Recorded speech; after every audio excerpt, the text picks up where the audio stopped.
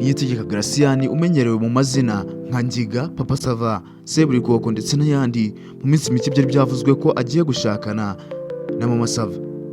Ariko ibi abantu benshi ntibabyemeye kuko Mama Sava yari yifitiye undi mugabo. Ibi sibyo byabaye. Ibi byavuzwe nyuma y'uko ku ijoro ryo kuwa 18 Mata mu 2024 birumvikana ko ari mu mwaka ushize. Ubuse byaba byabaye nk'uko byavuzwe. Ese Mama Sava ariwe Umunyana Analisa wamamaye mu mwuga wo gukina filime, byaba byashobotse ko yatandukanye n'umugabo we hanyuma akikorerana ubukwe na Papa Sava nk'uko byari byavuzwe n'umuntu witwa Pasiteri Akim Herman Barushimana.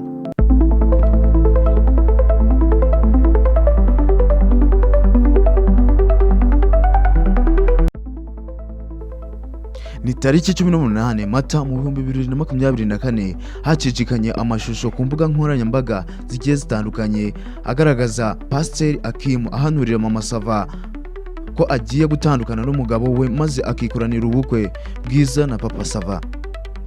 Icyo gihe yahagurukije Mama Sava aramubwira ati, witeguye kumva ibyo ngiye kukubwira? Mama Sava arasubiza ati, ndabyiteguye rwose.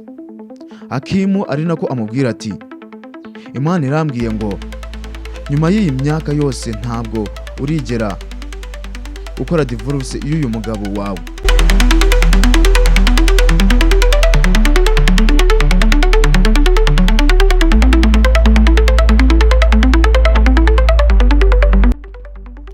Nuko Mama Sava arabyemeza ati, nibyo nta na rimwe ndakora divorce n'umugabo wanjye.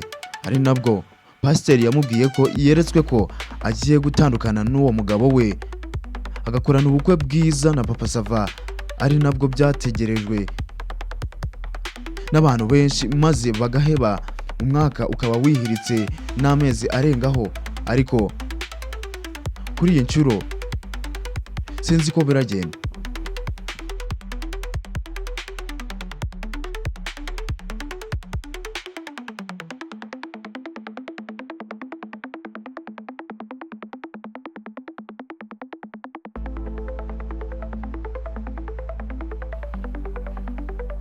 Uyu ni Niyitegeka Gratien uzwi nka Papa Sava, Seburikoko ndetse n'andi mazina menshi twagiye tukubwira. Ni umusore w'imyaka 46 y'amavuko, bitakuraho ko kuva ubu ngubu nta mugore arigera azana. Ibyo bigacanga abantu benshi, bigatuma abantu benshi banabyibazaho cyane impamvu akuze akaba adashaka kuzana umugore ku myaka ye 46. Mu minsi bishize aherutse gutangaza save the date cyangwa se itariki ubukwe bwe buzaberaho. Iyo tariki iza kugera nta cyabaye, nta myiteguro, yewe nta n'ubukwe bwabaye. Ibi bintu byaba aribyo byaba byaratumye banamuhanurira kuri Mama Sava kandi yifitiye undi mugabo. Ibi ni nayo mbarutso itumye twegura mikoro kugira ngo tukugezeho akantu ku kandi kubyerekeye uyu mugabo. Uyu mugabo umenyerewe muri filime, urwenya, amakinamico, ubusizi, akaba azwiho no gukesha imihango y'ubukwe bwa Kinyarwanda, akomeza gucanga abantu benshi kubera utuntu twinshi dutungurana kuri we, harimo n'ibyerekeye kuzana umugore kwe ndetse n'ibindi. Akaba adasiba mu binyamakuru, yaba ari mu ntoki. Ibi n'ibindi wari usanzwe umwibazaho byose turi gusasanurira 5 kuri 5. Naho nge banyita Joseph Bugingo, uhawe ikaze kuri iyi channel yacu yitwa Bugingo Empire. Gusa niba ari bwa mbere tubonye, reba hasi handitse subscribe maze ukandeho, wibuke gukanda no kunzogera kugira ngo ibiganiro byacu byose dushyize kuri YouTube channel yacu bijye bikugeraho nta kabuza. Muri make se tutabaye nka wa wundi wagiye gutira imfizi akibagirwa icyamujanye bikarangira imfizi bayemereye undi. Uyu Papa Sava ni muntu ki? Ikaze. Uyu mugabo nako uyu musore w'imyaka 46 yavutse ku tariki 25 Ugushyingo mu 1978, akaba yarabyawe n'umugabo witwa Ngarukiye Tasiye, uwo ari we se umubyara, naho nyina akitwa Mukarusharaza Bernadette. Avukira hitwa Ikiyanzu mu karere ka Rulindo, ari naho yize amashuri ye abanza, naho icyiciro cya mbere cy'amashuri yisumbuye akiga ahitwa Esa Rutongo, naho icyiciro cya kabiri cy'amashuri yisumbuye yakize ahitwa Iririma mu karere ka Bugesera, ari naho yarangirije amashuri ye yisumbuye mu ishami rya Geochimie. Ubu akaba afite impamyabumenyi yo muri KIE, icyiciro cya kabiri cy'amashuri ya kaminuza. Igihe jenoside yabaga mu 1994 yabaye, Gratien yiga mu mwaka wa mbere w'amashuri yisumbuye ku Gisenyi.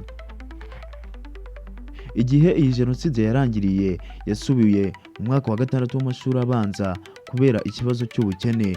Icyo gihe nibwo yagiye agaragaza impano ze zo kwandika imivugo no kuyivuga. Hanyuma yaho kuri icyo kigo baza gutegura irushanwa ryo kuvuga imivugo no kuyandika, maze araryitabira aratsinda, ahembwa amakayi n'amakaramu ndetse n'inkweto yajyanye kwiga ahitwa Irutongo, dore ko hari na kure kuko byari ibirometero 25 uvuye iwabo, maze ibyo bikamusaba kuzinduka iyarubika kugira ngo ataza gukererwa amasomo, bityo agahanwa. Kuri icyo kigo kandi cya Rutongo yatsinze irindi rushanwa ry'imivugo, maze bamuhemba televiziyo, inkweto, amakayi ndetse n'amakaramu, bityo bituma televiziyo iba iy'ikigo, bitewe n'uko muri iyo minsi umuriro wari ahantu hake mu gihugu. Papa Sava yakomereje ahitwa Iririma nk'uko twabikubwiye, aho ni mu karere ka Bugesera mu burasirazuba bw'u Rwanda. Akomeza gutsinda. Icyo gihe ahura n'abadepite bo muri Canada, bamuha ibitabo by'uwitwa Shakespeare William, maze akajya abisoma. Uyu ni Niyitegeka Gratien agisoza secondaire yerekeje muri KIE, aho yagiye kwiga ibijyanye n'ubumenyamuntu ndetse n'ubumenyi bw'isi mu ishami ry'ubwarimu. Akigera aho muri KIE yahuriyemo n'abahanzi baba b'imivugo ndetse n'ab'indirimbo, harimo nka Danny Vumbi ndetse n'abandi. Umunsi umwe Perezida Paul Kagame yigeze kuza gusura aho muri KIE. Icyo gihe Papa Sava yari yatoranyijwe mu bantu bagomba kuvuga umuvugo, maze abo wa mbere nk'ibintu byarenze perezida, maze perezida akavuga ko bagomba kumuhemba bakamurebera agafanta. Icyo gihe ntibamuhaye agafanta, ahubwo bamuhaye ibifanta, kuko bamuhaye amafaranga angana n'ibihumbi 50. Gusa avuga ko ikintu yahaye agaciro atari ayo mafaranga ibihumbi 50, ahubwo ikintu yahaye agaciro ari uko bamukoze mu ntoki nka perezida w'igihugu cy'u Rwanda. Mu biganiro Papa Sava agenda akora ahantu hagiye hatandukanye, avuga ko yiyumva nk'umukire kubera ko icya mbere yitunze, kabiri akaba afite ahantu abarizwa kandi heza cyane. Tariki 18 Mata mu 2024, Pastor Akim Herman Barushimana wo mu itorero rya Blessing Miracles Church Kanombe yahanuriye Mama Sava ko agiye kureka umugabo we nyirizina, muri make agakora divorce, maze akikoranira ubukwe na Papa Sava. None muri make akaba hashize umwaka urengaho amezi 2 nta kanunu k'ubwo bukwe.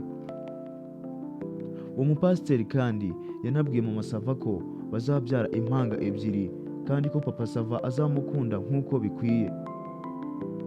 None ubu tukaba tugitegereje ko bizaba, tukaba twarahebye. Turagushimiye ku mwanya watanze kugira ngo wumve iki kiganiro. Naho nje Bahita Joseph Bugingo, tukwifurije ibihe byiza. Turabakunda, naho ubutaha. Imana ibarinde.